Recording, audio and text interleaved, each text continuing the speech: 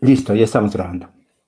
Bien, les decía que voy a comenzar, que hoy, que como recordarán, hoy se entrega la tarea número 1 y voy a empezar con dudas de la tarea, si están de acuerdo. Me mandó una Rafael Trovamala, no sé si está de acuerdo en que la presentemos aquí frente a todos. ¿Estarías de acuerdo, Rafael? Sí me da pena, pero está bien. No, si prefieres, entonces la discutimos. No, sí, por favor, por favor.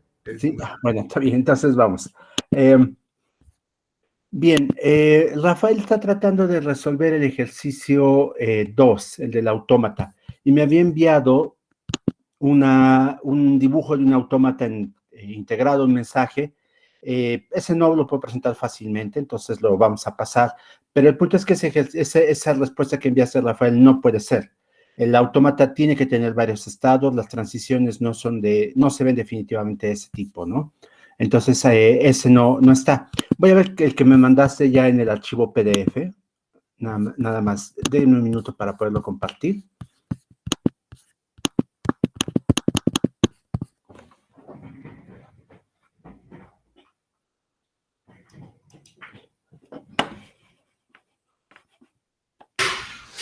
La tarea se va a subir ahí al Classroom, ¿verdad?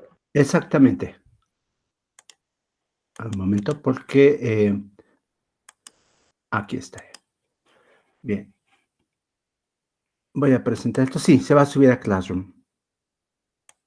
Un momento, por favor. Ya presento una ventana. Es que cuando utilizo mouse y touchpad al mismo tiempo, a veces se atoran. Entonces tengo que hacer algo para que vuelvan a reaccionar. Ya está.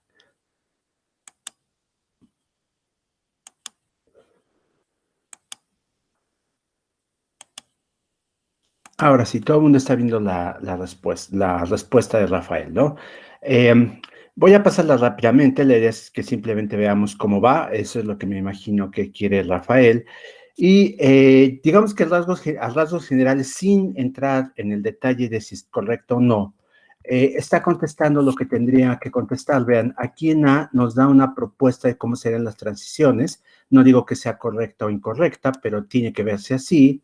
Y después nos da una tabla que lo que hace pues es materializar esta propuesta de cómo deberían ser las transiciones. Una tabla de este estilo también es una respuesta adecuada, ¿no? Después lo que hace es calcular las transiciones en concreto para algunos casos y construye un diagrama que no aparece aquí en esta página, Rafael. ¿Es el que me mandaste por correo electrónico? Sí, no, el diagrama que se construye con esa tabla no lo hice. Yo pienso que la tabla es el autómata. Ah, bien, perfecto. Sí, es cierto. No necesitas construir el diagrama, pero leí mal lo que decías. Pensé que habías puesto un dibujo de cómo se vería el autómata con algunas de las transiciones, pero no hace falta. La tabla es suficiente. Sí, así se debería ver tu respuesta. Ahora, si lo dibujaras, si intentaras dibujarlo, definitivamente no se vería como el que me mandaste en tu correo electrónico. En tu correo electrónico hay uno en el que, pues, todas las transiciones apuntan a un solo estado, ese cero. Y no sería así. El Ya, autómata tiene varios. lo que pasa es, Perdón. lo que pasa es que la duda que tenía es justamente en el enunciado, porque dice que alfa es una representación p-área de un número X, y dice que el autómata acepta alfa. Entonces, No, o sea, la duda era como, si cualquier número px iba a aceptar a. no. No sé si me explique. Sí, te entendí, pero no es lo que dice el enunciado del problema. El enunciado del problema dice que acepta a los que a la hora de dividirlos entre K te dan un residuo M. Y Eso es esos ya, son los que están aceptando. le comentaba porque la duda me entró Ujú, cuando traté de definir cuál era el estado final del autómata de la tabla. ujú. Como, o sea, todos los estados, al parecer, tendrían que ser estados finales. No, porque acuérdate, las cadenas que representan un número que hace el dividido entre K te da M. Ajá, entonces no todos pueden ser estados finales. Hay un solo estado final, de hecho. Ah, ok, ok, ok. Entonces, tendrías que revisar el ejemplo que se vio aquí en clase, el ejemplo de la tarea, de los ejercicios que también vimos aquí en clase, y con base en eso, date cuenta cuál es el estado final. No te digo más porque te estaría resolviendo el ejercicio. Ya tu tabla, digamos que va por buen camino. Si te doy esta respuesta, tienes toda la respuesta de la tarea. Entonces, no todos son finales. Digo, si todos fueran finales, si aceptara cualquier cadena que tuviera dígitos de ese tipo, pues en realidad puedes poner aceptación en el estado inicial y un ciclo en el que todos los caracteres te mantienen en ese estado, ¿no? Sí, Entonces, por eso le mandé el diagrama en el correo, diciendo, ujú, es que ese diagrama sería un autómata que aceptara cualquier cadena, pero si no es así, entonces sí tengo que ver cuál es el estado final. Ok. ajá, exactamente. Es necesario que me digas cuál es el estado final para que esto funcione. Bien. ¿Todo el mundo de acuerdo? Yo me imagino que una buena parte resolvió este problema, pero los que no, por favor revisen el ejercicio que acabo de presentar de Rafael, más o menos cómo se vería la respuesta. No digo que esté correcta, pero pues tendría más o menos este aspecto, por supuesto, ¿no? Una ecuación como la que aparece aquí marcada como A y una tabla como la que aparece más abajo. Bien. Bueno, si no hay más sobre este punto, no sé si alguien más tenga preguntas. Me parece que me enviaron alguna más en el transcurso de la madrugada, pero no he tenido tiempo de verla. Alguien me había escrito también, pero sí, esa persona sí le respondí. No sé si eso fue suficiente o no. Ajá, a ver, Isaac levantó la mano. Adelante, Isaac. Sí, yo le había escrito, pero sí ya vi su respuesta. Ajá, Hay una cosa que todavía no me queda, no me queda clara. ajá, Pero creo que tengo que analizarlo más, pero tengo otra duda. ajá, a ver, adelante.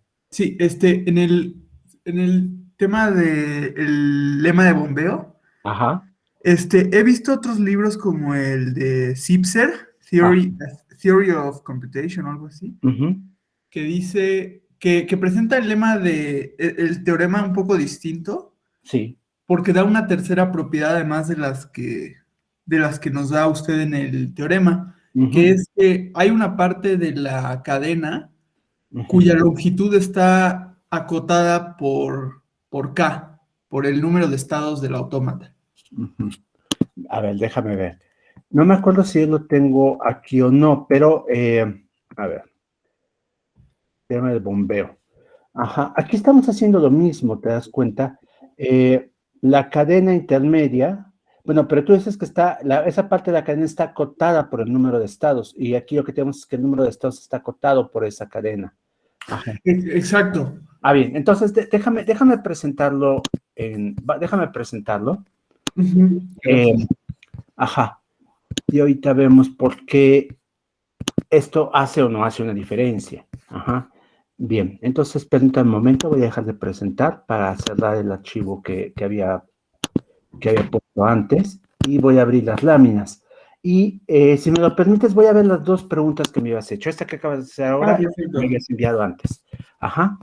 Entonces vamos a empezar con esta que formulaste ahora. Un momento, nada más presento aquí la ventana respectiva.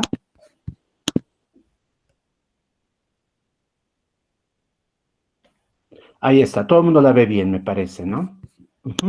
Bien, el teorema del bombeo dice esto, las condiciones son, tómate un lenguaje regular, y entonces, si ese lenguaje regular, bueno, existe un número natural, es lo que dice el teorema, tal que si una cadena de lenguaje tiene una subcadena beta, cuya longitud es mayor o igual a este número natural, entonces la puedes dividir en 3 segmentos e iterar uno de ellos que no es épsilon.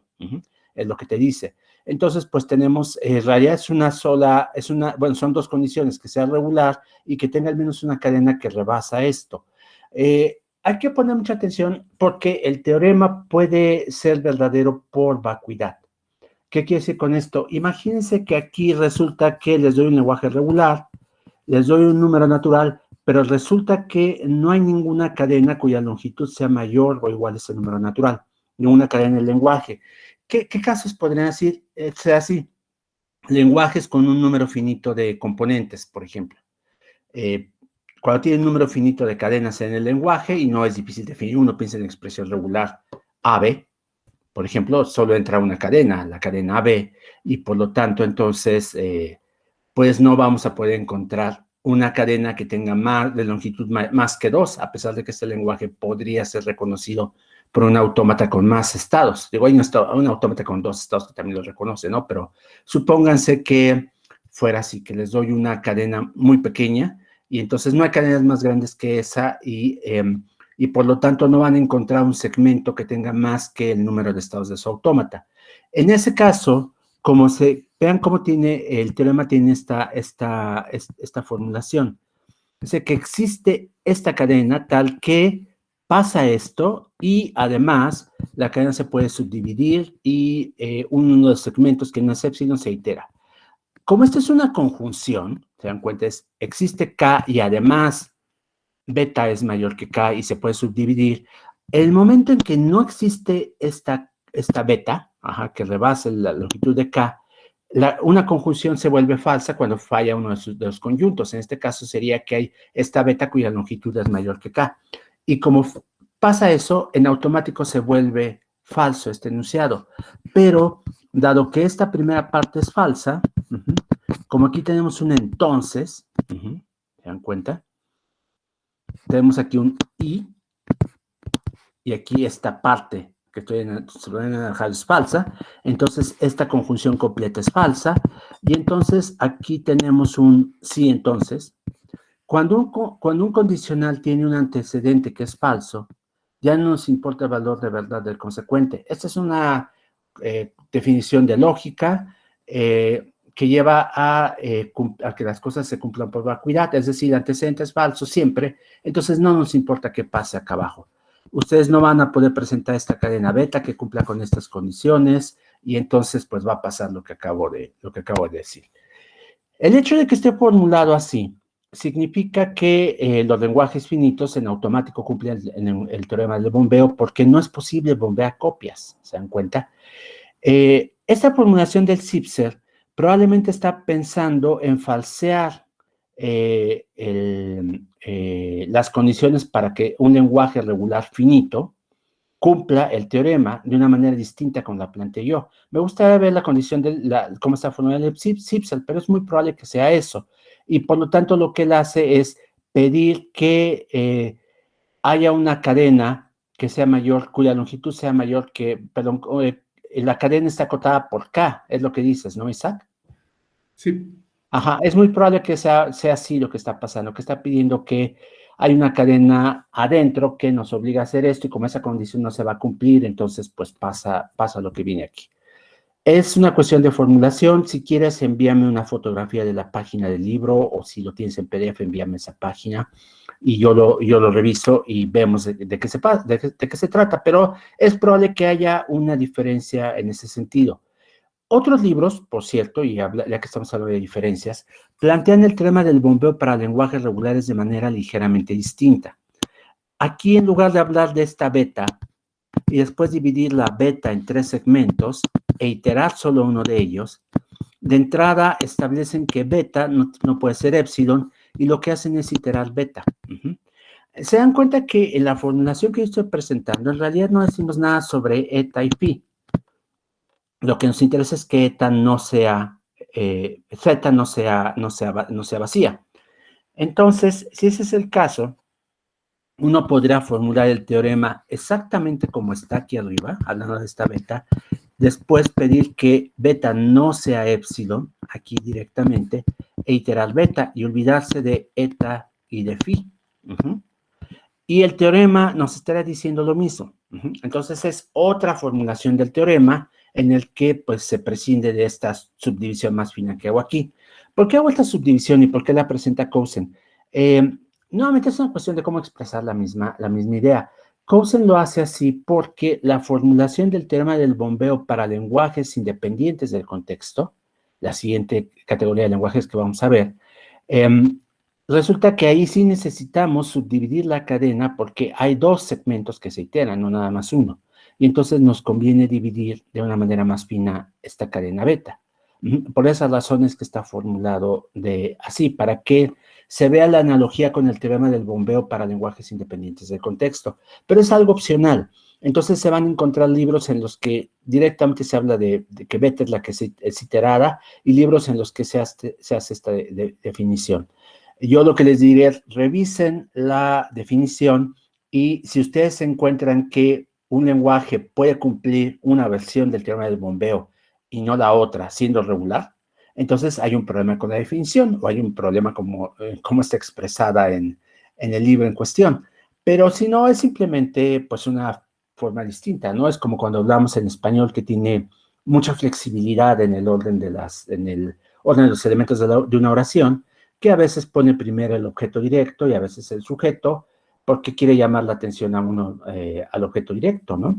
Entonces, eso se vale en español, no siempre suena bien, pero a veces sí, y nos ayuda a pensar cuál es concentrarnos en el objeto directo, ¿no? En fin, esa es una posibilidad. Entonces, no se preocupen por eso, a menos que ustedes puedan encontrar un lenguaje que cumpla una versión del teorema y no cumpla la otra, entonces sí estamos ante una formulación problemática. No sé si eso sería suficiente, Isaac, o quieres mandarme esa página del CIPSEL para que yo la vea. Sí me gustaría mandársela. Es que esa tercera propiedad que garantiza la formulación del CIPSEL ayuda para demostrar algunos casos. Ajá, bien. Ahora mira, CIPSEL, cuando veamos más adelante el teorema de bombeo para lenguaje regular, para lenguajes independientes del contexto, es importante que se cumpla la propiedad que acabas de decir. Justo en esos lenguajes sí la ponemos explícitamente de este lado, porque vamos a ver que la forma en que se iteran las cadenas en los lenguajes independientes del contexto nos permitiría hacer trampas si no ponemos esa condición de la que estás hablando. Entonces, puede ser que por alguna razón lo está poniendo también en lenguajes regulares. Entonces, me gustaría verla. Si puedes enviármela, por favor, y la próxima clase lo discutimos. No afecta lo que estamos viendo aquí en clase. Estas definiciones, como dije, son muy probadas. Es la ventaja de esta materia, que es una materia clásica en el área. Entonces, pues a estas alturas todo el mundo vio dónde había problemas con todos los libros de texto habidos y por haber. Ocasionalmente, si sale uno nuevo, pues encuentran errores nuevos en el texto, ¿no? Pero me sorprendería que la formulación que presento esté incompleta. No que lo descarte por completo, ¿no? Pero sea realmente muy difícil que fuera así. Pero con gusto lo veo y lo mencionamos la próxima clase. Bien. Ahora, Isaac me había planteado otra duda. Permítanme un momento, ahorita voy a buscarla. Alguien está levantando su mano. Entonces, si es sobre este mismo punto, déjenme resolver primero esta pregunta y después pasamos a la siguiente duda de Isaac. José Luis, adelante. Igual es sobre esta misma pregunta acerca del tema del bombeo. Yo utilicé la versión que viene igual en el CIPSER, igual cuando tomé autómatas y lenguajes formales en la licenciatura. El teorema del bombeo que yo vi fue igual con esta condición que nu y teta fueran menor o iguales, que bueno, su longitud fuera menor o igual que k. Yo utilicé esta versión, entonces habría problema porque también viene el CIPSER, viene me parece que, ves que prácticamente viene en todos los libros que consulté, a excepción del Cousin. En Cousin no da esta propiedad. Ajá, bien. Hagamos una cosa, ya que ustedes dos tienen esta duda, y si hay alguien más que esté usando el CIPSER y que le parezca esencial para demostrar lo que está demostrando, ¿por qué no me la envían en cuanto termine la clase? Mándame un correo electrónico y con el planteamiento de la duda, y yo subo la respuesta, no les mando la respuesta no vía correo electrónico, sino que la subo a Google Classroom. ¿Les parece bien? Muy bien. Y entonces todo el mundo, si hay alguien más que pueda tener una duda por esto, pues la puede ver ahí. ¿Les parece bien? Sí. Muy bien. Bueno. Gracias. No, ¿de qué? Entonces ya está. Podría ser, la verdad es que yo estudié la materia hace un buen rato y entonces no les he vuelto a echar un ojo ni al CIPSER ni al Cousin, ni al Cousin mismo en mucho tiempo, porque lo que hice pues fue tomar mis apuntes. Me parece que hace un par de años revisé algunas cosas utilizando el Davis de computabilidad, autómatas y complejidad, porque Davis tiene algunas formulaciones interesantes. Davis es alguien que no es computólogo, aunque hizo aportaciones importantes en teoría de la computación, no es computólogo de formación. Entonces, digamos que un poco yo comparto esos antecedentes y me quise echarle un ojo a su texto. Además, he tenido la oportunidad de interactuar con Davis y entonces eso me llevó a volver a revisar su texto y agregué algunas cosas tomadas de ahí. Entonces puede ser que en algunas cosas que agregué haya obviado alguna condición que debe estar ahí. Entonces, pues, vamos a verlo, ¿no? Bien. Bueno, entonces, si quieren, paso a la siguiente pregunta que me había formulado Isaac. Es en la siguiente página, ¿no, Isaac? Sí, justamente ahí. Ajá, bien, perfecto. Aquí con este ejemplo del lenguaje A a la 2 a la N que no es regular.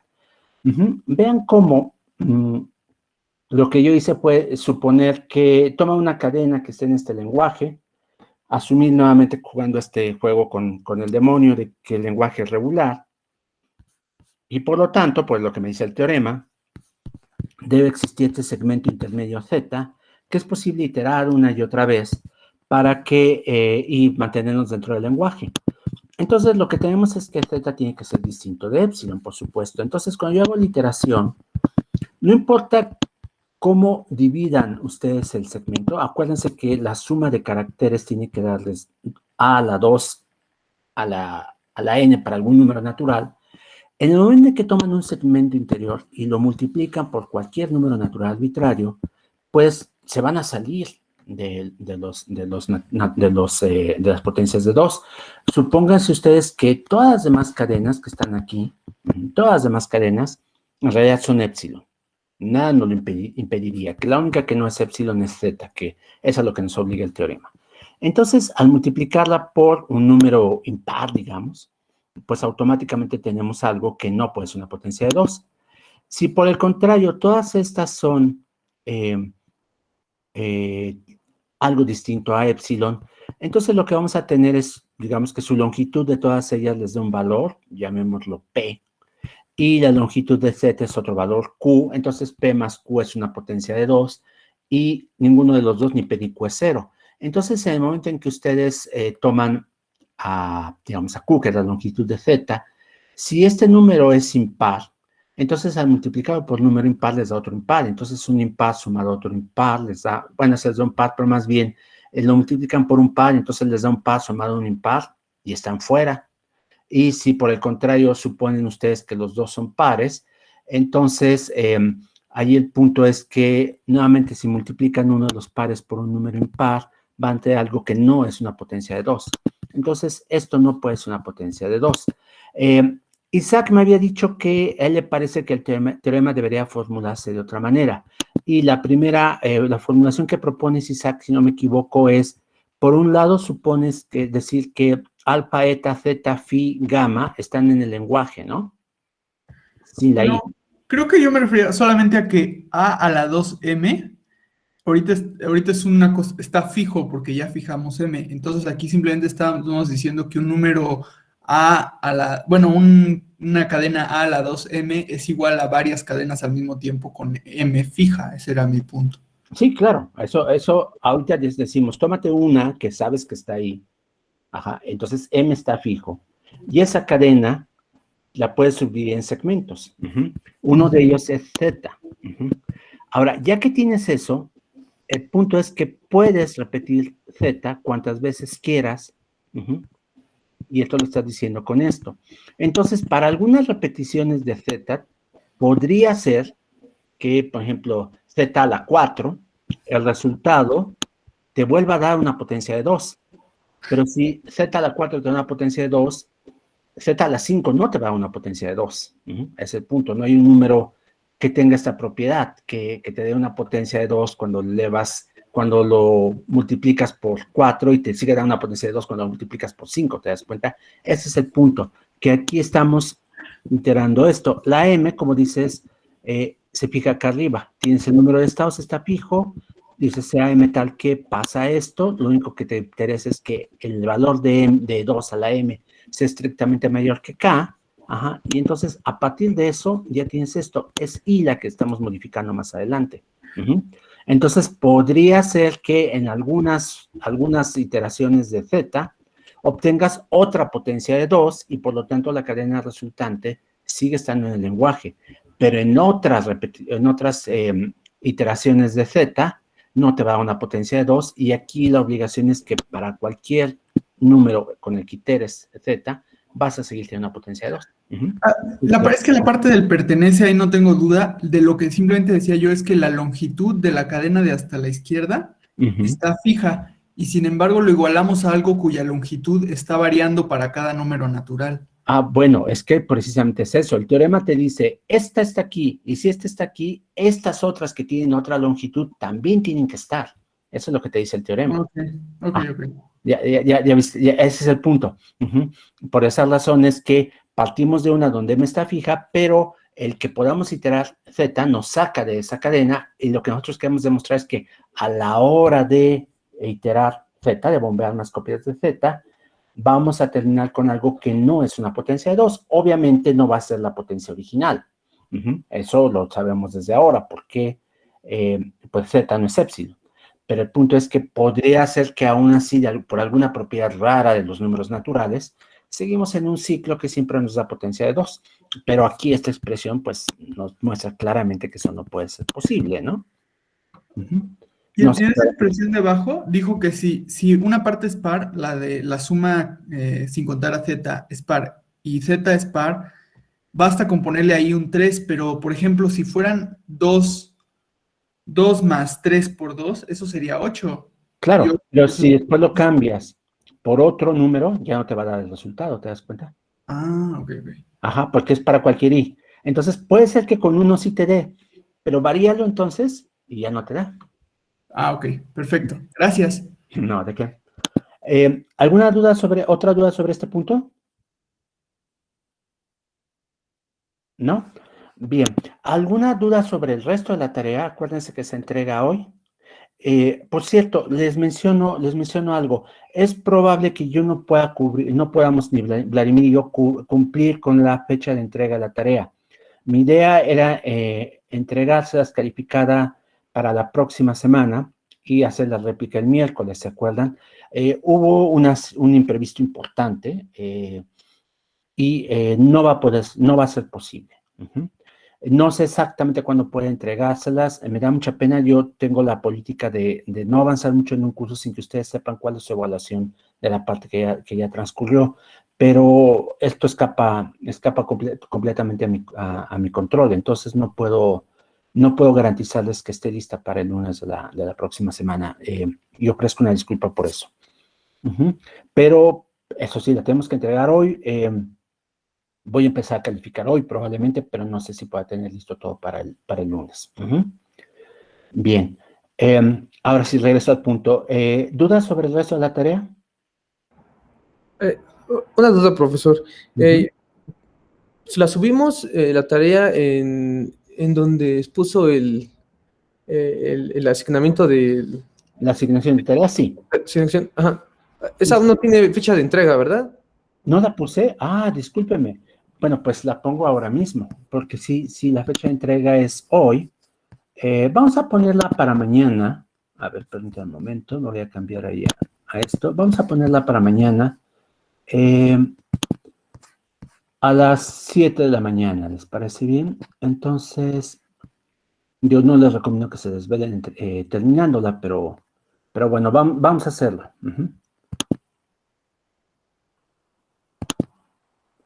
Aquí está, fecha de entrega, y mañana es 14. Y ahora vamos a poner las 7.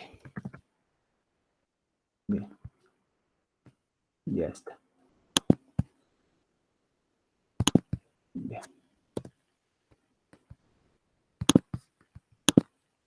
Ya está. Listo. Ahora sí. Es un problema con Google Classroom. Me parece que no les recibe la tarea si no hay una fecha de de entrega. Entonces ya está puesto mañana a las 7, quiere decir que a partir de este momento pueden entregarla. Bien, gracias por hacerme la observación. ¿Alguna otra pregunta sobre la tarea? Yo tengo una duda sobre la primera pregunta, que es inducción sobre estas... Es que justo esa es la duda. Tengo la duda de si es inducción sobre listas o sobre números naturales. Esa es como la primera duda. Ajá. Y la segunda duda es, ¿cuál sería nuestro caso base aquí? Porque en las láminas leí que, por ejemplo, tenemos que... Ay, ¿dónde quedó la lámina que estaba leyendo? Ah, aquí está. Perdón. Tenemos que para hacer inducción, pues, usamos primero, P tiene que ser la propiedad que queremos demostrar, pues primero la demostramos que vale para 0, ¿no? Ajá, en inducción matemática sí, en inducción estructural la demostramos para todos los elementos minimales del conjunto, es decir, los más pequeños, los atómicos. Ok, entonces, ya veo, porque justo me preguntaba yo entonces cuáles serían nuestro objetivo en este caso.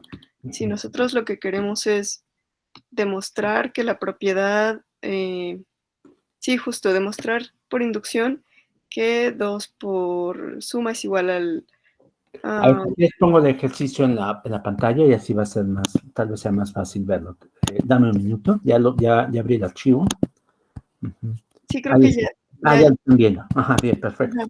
Entonces, aquí lo que me preguntaba yo es, este ejercicio de inducción es, ¿vamos a hacerlo sobre listas o sobre los números naturales? Porque entonces, pues, nuestro minimal, si fuera sobre los números naturales, nuestro minimal debería de ser 1, ¿cierto?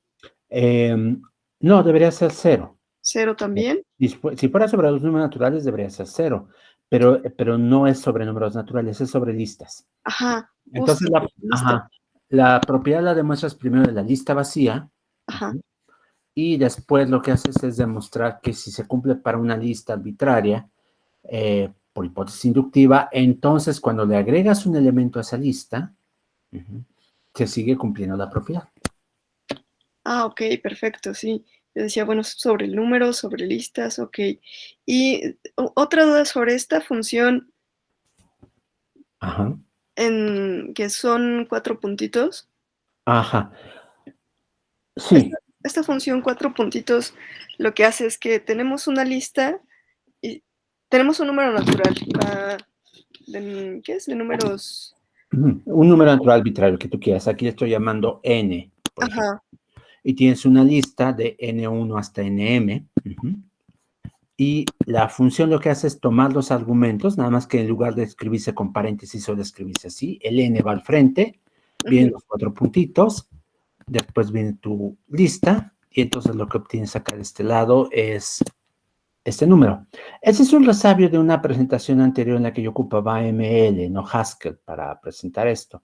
Pero los que han probado en Haskell se dan cuenta que Haskell solo usa 2 puntos, no 4. Es indistinto, no se preocupen, es una cuestión nada más notacional. Pero sí, lo que haces es decir que la función lo que hace es toma un natural, toma una lista y le agrega ese número natural a la lista como primer elemento. Ok, solo como primer elemento. Ajá, exactamente, eso es lo que hace. Entonces, lo que tú tendrías que hacer es tomar una lista, la que tú quieras. Lo que haces es que esa lista, por ejemplo, esta la descompones de esta manera, aplicas la definición y después aplicas hipótesis inductiva, algo por el estilo. Ya veo. Bien, gracias. No, ¿de qué? Bien, ¿alguna pregunta más sobre esto? A ver, déjame volver a presentar la tarea. Está esta primera de inducción, está esta otra que ya vimos el caso que nos presentó Rafael. Esta transformación ya hemos hecho ejercicios también al respecto, cómo convertir un autómata no determinista con transiciones epsilon en uno determinista. Yo les pido que sea con los métodos vistos en clase porque es más fácil, pero por supuesto, si ustedes me presentan algún otro método, simplemente les pediría que explicaran paso a paso las transformaciones que hagan. Perdón. Sí, adelante. Sí tengo una duda sobre esa parte. ¿Tenemos que poner también nuestra tabla de transiciones o basta con que pongamos ahí el autómata? Aquí puede bastar con que pongan el autómata, pero en el camino me explican cómo van eliminando algunas aristas. Hay transiciones epsilon y eliminarlas implica una serie de cambios. Acuérdense, calcular la cerradura epsilon, calcular nuevos estados finales, porque algunos se van a ver finales al hacer esta eliminación, etcétera, etcétera, etcétera. Les va a quedar algo no determinista. Pueden o no ponerlo si ustedes quieren de manera intermedia, pero el punto es que tienen que explicar cómo hacen el cálculo final. Entonces, en general, esto, digamos que una respuesta fácil de leer, no digo que sea la única posible, una respuesta fácil de leer es convertir esto a un autómata sin transiciones epsilon, en una primera fase, y en una segunda fase convertir esto a un autómata determinista, y así la respuesta se entiende muy fácilmente. No que sea la única forma de hacerlo, por supuesto. Una respuesta en la que ustedes siguen un camino distinto, no me acuerdo quién lo hizo de una manera diferente, Tamara o alguien más, Tatiana, no hay una Tatiana aquí, o ese es mi otro curso de lógica. Alguien hizo una demostración distinta y le salió muy bien, pero tiene que explicar cómo funciona el método. Sí, adelante. A ver, déjenme ver, ¿alguien quiere decir algo? Tatiana, sí.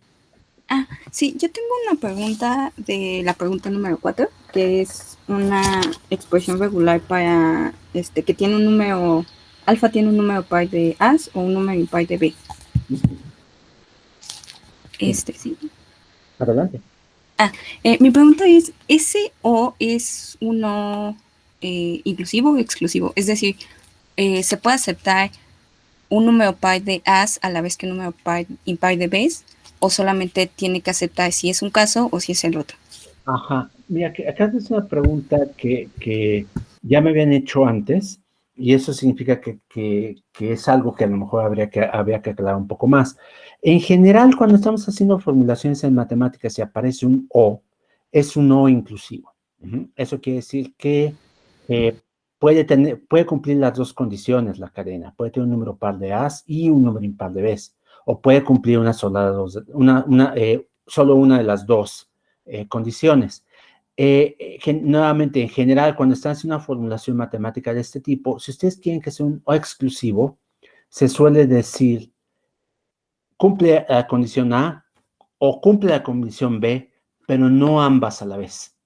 Los matemáticos suelen ser explícitos cuando quieren una interpretación exclusiva del O. Entonces, cuando no son explícitos, se interpreta como un O inclusivo.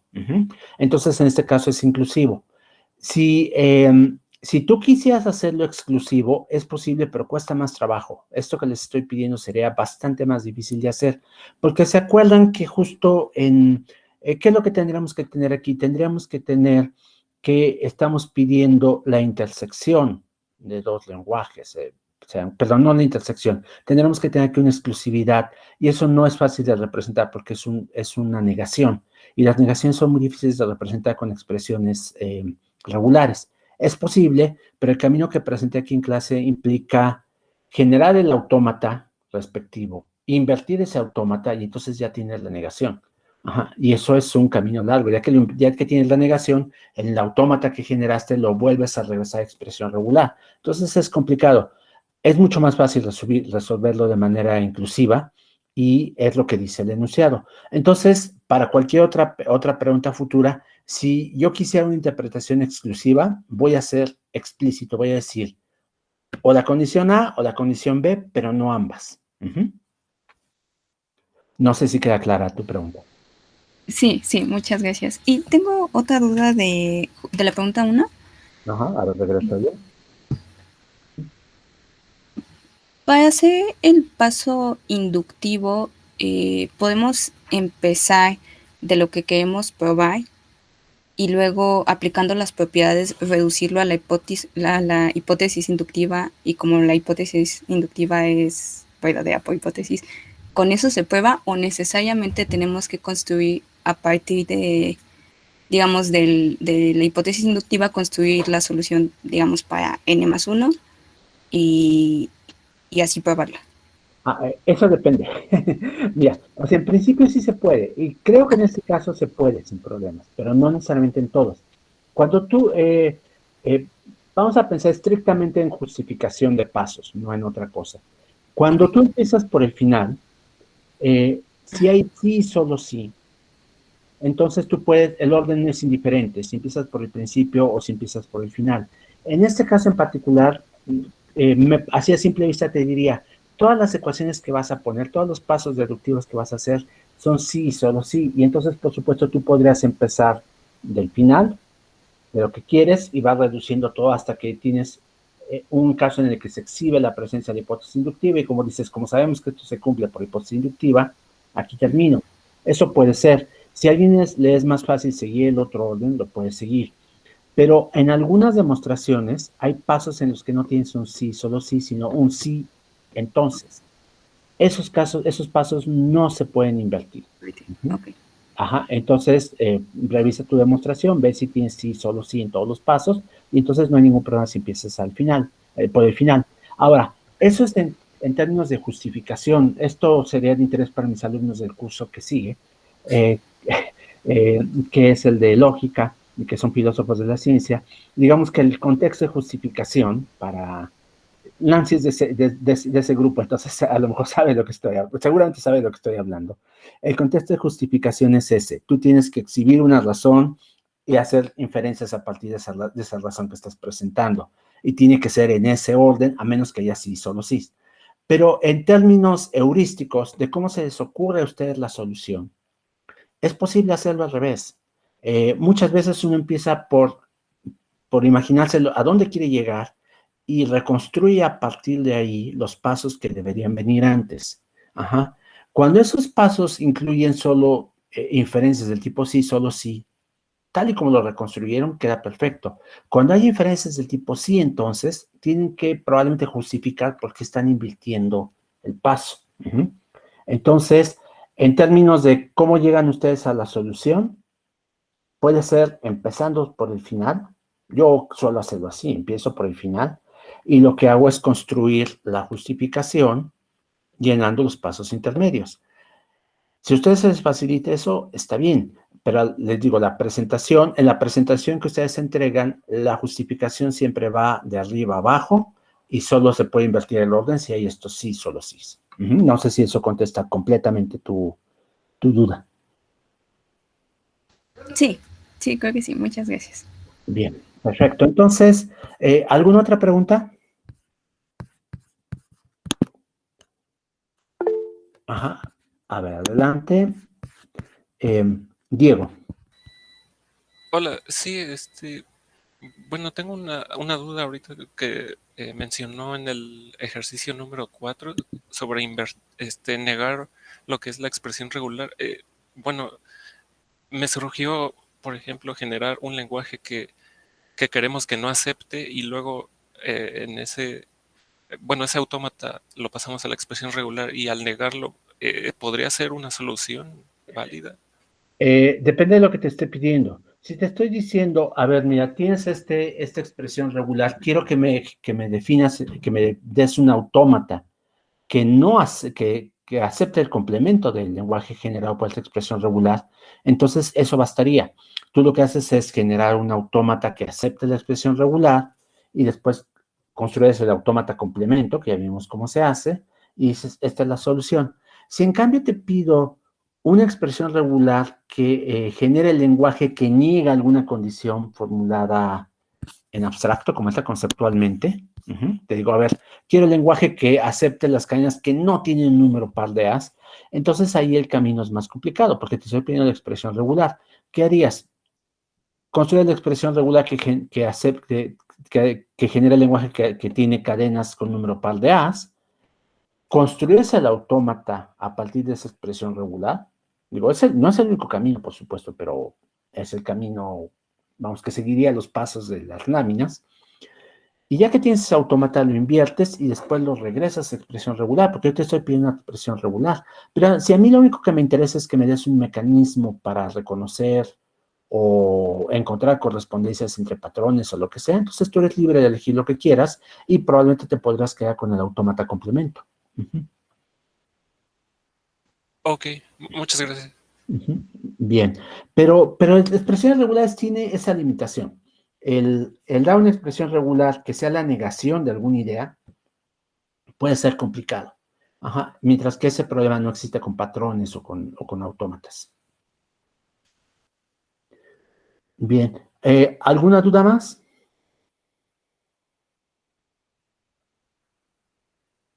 Bien, pues miren, si no hay más dudas, en realidad estamos cerca de la hora límite de la clase, entonces me gustaría presentar nada más un panorama de lo que vamos a empezar a ver en el próximo tema.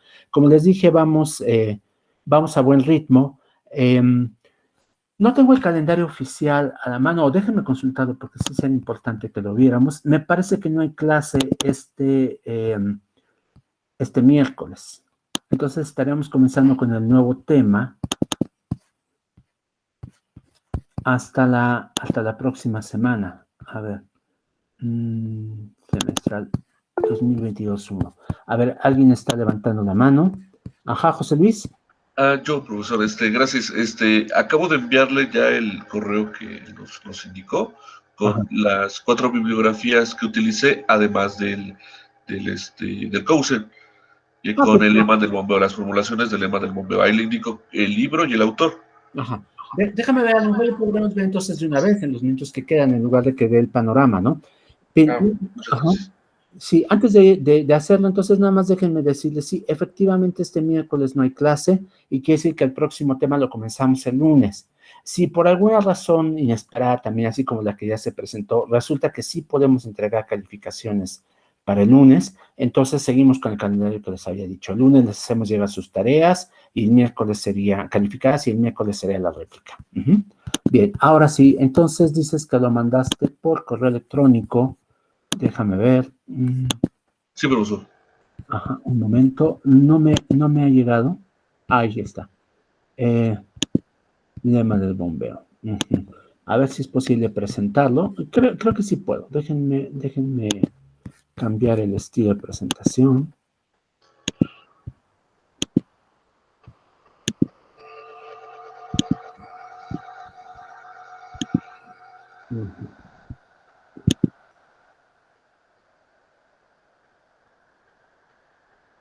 Ahí está.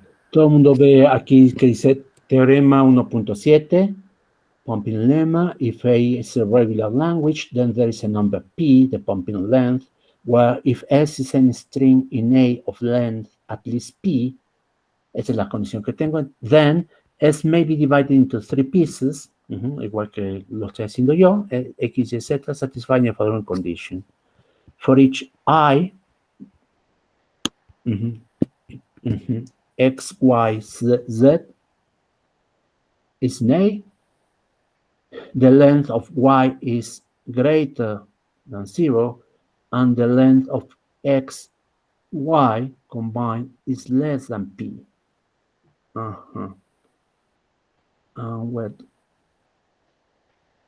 Ok. Bien. Bien. Ahora, realmente esto no debería representar un problema. Es cierto que esta tercera condición es distinta, pero es por la razón que les decía. Esta condición va a ser importante en los lenguajes independientes del contexto. ¿Por qué razón? Porque vamos a tener 2 cadenas que se iteran y entonces para asegurarnos que no va a haber una especie de trampa, que tenemos 2 cadenas que se coordinan de una manera extraña pero posible, lo que hacemos es obligar a que la cadena original, de la cual estamos generando las nuevas cadenas, no haga posible esta combinación, y por eso es que se hace esta restricción. Aquí estas restricciones en realidad no debería tener ningún efecto. Lo que está diciendo es, mira, la cadena de la que vas a partir inicialmente tiene cuando mucho esta longitud. Entonces aquí podremos pensar que estamos partiendo una cadena que si el autómata tiene K estados, la cadena de la que partimos es K más 1. Punto. y a cualquier cadena que cumpla estas condiciones, entonces vamos a poder iterar y las demás cadenas tienen que cumplir con lo que sigue. No debe tener ningún efecto en lo que viene después. A ver, vamos a ver la demostración. When S divided into X, Y, Z, either X of Z may be epsilon, but condition 2 says that Y is different to epsilon. Observe that without condition 2, the theorem would be trivially true, porque es epsilon. Condition 3 states that the pieces X and Y together have length at most P. It is an extra technical condition that we occasionally find useful when proving certain languages to be non-regular. Example 1.74 for an application of condition 3. A ver, vamos a ver si viene este ejemplo. No, profesor, solamente, bueno, hice la captura solamente del lema. Del lema. Ajá, y veo que el siguiente tiene la misma formulación. Sí, ese es de Cooper. Ajá, bien. Bien, y the pumping lemma for the regular languages es el teorema 2.9, también está esta condición. Ese es de John Martin. Ajá, no, ese no la tiene. Ah, sí, aquí Sí, está, es la primera. aquí como número 1. Ajá, aquí está. Número 1 en esta. En el otro teorema aparece como número 2. Y en el Zipser aparece como número 3. Permíteme un momento. Déjame ver si yo tengo el Zipser. Y lo que podemos hacer es que yo lo presente. A ver, te digo en un momento si lo tengo, porque algunos libros sí los tengo digitalizados. Ah, sí lo tengo. Entonces, un momento también, déjame encontrar. Quedamos que el ejemplo 1.74, ¿no? Sí. Nada más un momento, porque es una versión, mi digitalización es muy vieja. Igual adjunté una cuarta captura, que es las notas del doctor Fabio. Y Fabio también lo pone. Sí, con el tome de autómatas, entonces él también lo pone, es la cuarta captura. Ajá, déjame ver, página 77.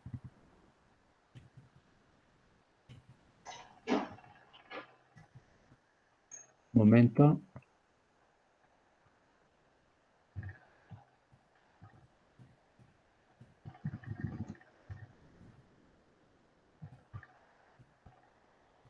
A ver, ya tengo aquí el ejemplo en cuestión. Entonces, primero déjenme dejar de presentar lo que tienes ahí.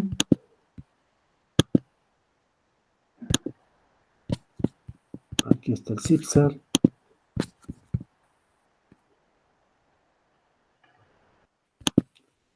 A ver, déjenme hacerlo un poco más grande porque así está ilegible, por supuesto, ajustada la anchura. Aquí está. Tiene este lenguaje, tiene un número igual de ceros y 1. Usamos el lema para demostrar que C no es regular. La prueba es por contradicción. Ajá. Bien. Bien, asuma que sea regular, entonces por el lema del bombeo existe una cadena tal que va a estar ahí y vamos a suponer que S, una subcadena, es la cadena esta cadena, o a la P, 1 a la P. Como S pertenece al lenguaje y tiene longitud mayor que P, el lema del bombeo nos garantiza que S se puede dividir en 3 pedazos, y uno de ellos se puede iterar. Lo que él hace es posible, dice, si dejamos a X y a Y como cadenas vacías, y entonces haces esto, entonces este siempre tiene un número igual de ceros y 1, y por lo tanto está aquí.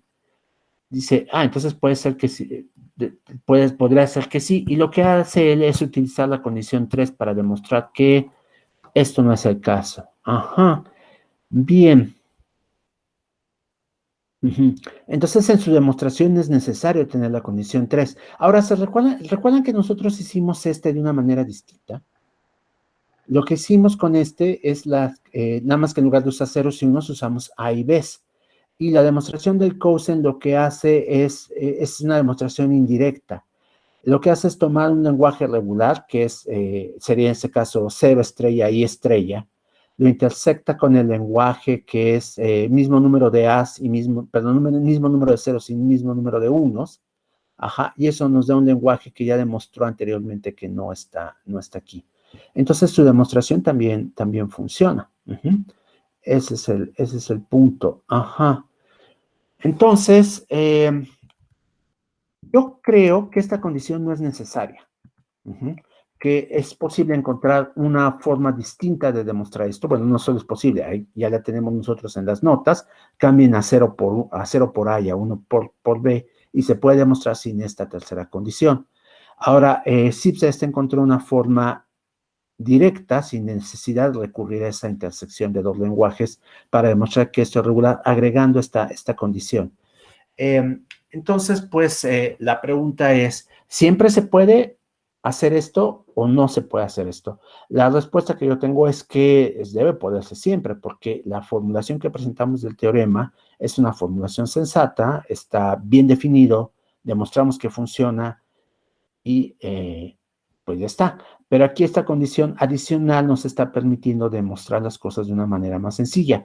Yo les diría que una versión del teorema debe implicar la otra, o en todo caso, no pueden encontrar un lenguaje regular que cumpla una formulación del teorema, pero no cumpla la otra. Ese sería el desmentido de que no son equivalentes. Veamos qué pasa aquí con esta condición. Regreso a este punto, ya que tenemos directamente el zipser aquí en pantalla. Lo que tendrías que hacer en este caso, te das cuenta, es decir lo siguiente: existe el lenguaje regular, tomas una cadena que cumple con tener una condición, como condición tener al menos longitud P, y entonces dentro de esa cadena puedes encontrar algo que satisfaga estas tres condiciones, y diríamos, esta en particular es la que puede parecer problemática, pero les diría, no se preocupen, lo que está diciendo es que si su valor P, en este caso, es K más 1, donde K es el número de estados, entonces siempre es posible, es equivalente a lo que nosotros, a lo que hicimos en la versión del Cousin, ¿no? Porque lo que nos está diciendo es, te fijas en una cadena que va a ser la más pequeña, que cumple esta propiedad, y esta la puedes iterar cuantas veces quieras. En este sentido, esta versión del teorema nos está permitiendo cumplir con el caso de lenguajes finitos de una manera diferente. ¿Se acuerdan que ese es el punto? La versión que presenta el Cousin es cierta de lenguajes regulares finitos también. Y la forma en que se asegura que es así es abriendo la puerta a la posibilidad de que no haya ninguna cadena que rebase el número en longitud, el número de estados del autómata en cuestión. Aquí lo que hace es decir, no, mira, yo no sé si eso va a pasar o no, pero entonces pido que la cadena sea más larga que esto y que dentro hay un sector más pequeño que al menos tenga esta longitud, entonces que está acotada por arriba de una manera y por abajo de otra, y que si no se cumplen estas condiciones y los lenguajes finitos no van a cumplir alguna de ellas, entonces el teorema debe ser verdadero. En ese caso será verdadero por vacuidad. Entonces sí, yo no veo problemas con esto, pero tienes razón que aquí tienes tres textos que lo presentan de manera distinta, y este en particular, el Zipser, la está utilizando para demostrar que se podría ser necesario, si no estrictamente necesario, podría ser conveniente tener esta condición. No sé si eso te parece convincente, que podríamos no prescindir de ella, porque implícitamente lo que nos interesa sobre todo es hacer que el teorema sea válido también para lenguajes finitos, y esta condición es equivalente, sumada a las otras dos, a las que tenemos en el Cousin. Sí, pero además, me imagino, dado que todo lenguaje regular es independiente del contexto, entonces este teorema pues es válido, o sea, debe de ya ser equivalente. Nada más que aquí en este caso mi pregunta sería, imagino entonces no hay ningún problema el que haya usado esta versión. No hay ningún problema, problema. Bueno, dado que tengo, al fin, son 4 fuentes en donde consulté, además del Cousin, ¿no? Entonces, realmente será mi punto. Bien, entonces, sí, no por eso, pero además te voy a decir una cosa, o sea, no es una cuestión de autoridad. Podrá ser que a todo el mundo se le haya pasado esto, a Cousin, a mí y a mucha gente que ha utilizado su texto, y que esta condición no es prescindible. Entonces, pues, está muy bien. O que fuera una sola persona que dijera, hay que ponerla, y todos los demás dicen que no, y estar equivocados, ¿no? Entonces, no, por eso no te preocupes. Es bueno que lo pongas, porque en todo caso, pues, si fuera un error, pues yo lo vería con otros ojos, diría, el error no es tuyo, el error es de Zipser y compañía, y entonces tú simplemente construiste sobre ese error. Sí, Pero me causaba ruido, pero digo, con su explicación, sí son equivalentes. Entonces, pues no hay ningún problema. Sobre todo lo digo para no reescribirlo. No, déjalo así como está, no te preocupes. Ahora, me va a tomar un poquito más de tiempo, eso sí, no quiero hacerlo aquí frente al grupo, porque estos siempre son ensayos y errores, pero déjenme formular el teorema en términos del cálculo de predicados, y ya con esta formulación veo si lógicamente son equivalentes. O si la equivalencia viene de otro lado y hay que hacerla explícita de una manera distinta. Denme tiempo y lo presento a la próxima clase. Muy bien, sí, profesor. Bien, pues muchas gracias por señalarlo. De todas maneras, para los que estén utilizando el Le Zipser, agradezco mucho. no tiene que. Es un texto excelente. La razón por la cual yo no uso el Zipser en este curso es porque se dan cuenta que el Zipser es un texto mucho más amplio. El Zipser cubre más temas, pero también los cubre de una manera más superficial, vamos a decirlo así. O sea, no puedes meter en las mismas páginas complejidad computacional, computabilidad y otras cosas más, sin que eso implique que algunos temas no los abordan, ¿no? Entonces es una cuestión de elección. A mí en particular, en la Facultad de Ciencias, desde hace mucho que me habría gustado cambiar el curso de autómatas y lenguajes formales, y el curso el curso de complejidad computacional, me gustaría fusionarlos y hacer lo que hace el Zipser y lo que hace el Davis también, que presentan todo en un solo semestre. No creo que sea necesario que ustedes vean en licenciatura un semestre completo de autómatas y lenguajes formales, pero ustedes saben que la facultad más conservadora de la UNAM, de lejos, es la Facultad de Ciencias. Entonces, ustedes proponen un cambio y parece que están proponiendo una revolución, que vamos a guillotinar a la gente. O sea, es imposible hacer cambios en la Facultad de Ciencias. Entonces, estamos en la situación de que allá estudiamos un semestre completo de autómatas, y los que tomaban la facultad aquí en el posgrado vuelven a tomar un curso completo de autómatas. Aquí en el posgrado, entonces, lo que yo hago es, pues, meter otros temas de computabilidad, que me parece que casan muy bien con esto. Pero nuevamente, la gente resulta que después avanza y no ha llevado complejidad computacional, que yo creo que es importante para todos los que van a hacer computación teórica. Así que, pues nos va a pasar esto. Voy a estar utilizando el Coursera, que me parece que cubre bastante bien lo que yo quiero, más el libro de Introduction to Computability, que cubre los temas que no están aquí, más otros textos más. Pero si alguien quiere usar el Zipser, es muy buen texto, no tengo ninguna crítica hacia él.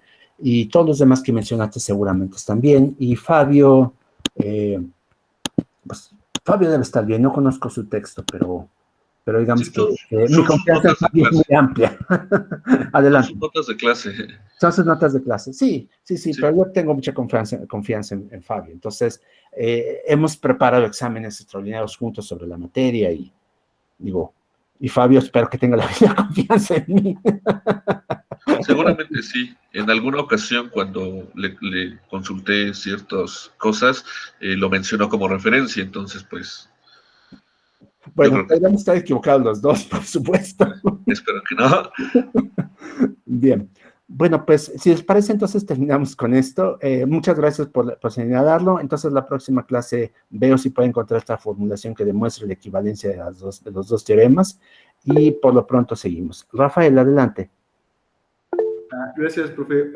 Nada más les quería decir al grupo que hay un grupo de WhatsApp, y entonces, para que les compartamos el enlace, y los que no estén se puedan unir. Tiene que ver con la materia. Perfecto. ¿Puedes ponerlo por el chat, tal vez? Perdón. Sí, ya lo envió nuestro compañero Gabriel. Bien. Ya está el enlace en el chat. Perdón, es que estaba comiéndome parte de mi desayuno. Disculpen. Bien, muy bien. Ahora, Ariel también había levantado la mano. Adelante, Ariel, por favor. Buenos días, gracias, profesor. Entonces nada más, digo, no sabía, ¿el miércoles no tenemos clases? El miércoles es una clase, ya lo confirmé en el calendario oficial de la UNAM. Es día feriado. Yo no acostumbro a tomarme días feriados para clase. Entonces, pues, me parece que es incorrecto que si la UNAM les está dando un día para que hagan otras cosas, yo decida que voy contra toda la UNAM y que entonces vamos a tomar clase ese día. Entonces, no, es feriado oficial y entonces lo vamos a respetar. Muchas gracias. Uh-huh. Dice Gabriel que para comer pozole. Me parece muy bien. O sea, no, yo creo que los feriados tienen una función. A veces hay demasiados y el problema con el semestre impar en la UNAM es que muchos de los nuevos feriados que hay, que ya ven que se corren al lunes, le pegan a esta materia que es lunes y miércoles. Ajá, entonces sí. Eso puede ser un problema. En mi curso de lógica, que voy a dar en unos minutos más, tiene el problema de que solo son los lunes. Entonces nos afecta mucho. Pero bueno, pues así es. Cambiaron las leyes y yo no soy partidario de la desobediencia civil, a menos que sea una causa que lo justifique, ¿no? Entonces no vamos a saltarnos los feriados. Uh-huh. Bien, entonces nos veríamos el lunes, ¿les parece bien? Sí, profesor. Muy bien. Bueno, entonces voy a dejar de grabar. Empiezo por ahí. Un momento, por favor.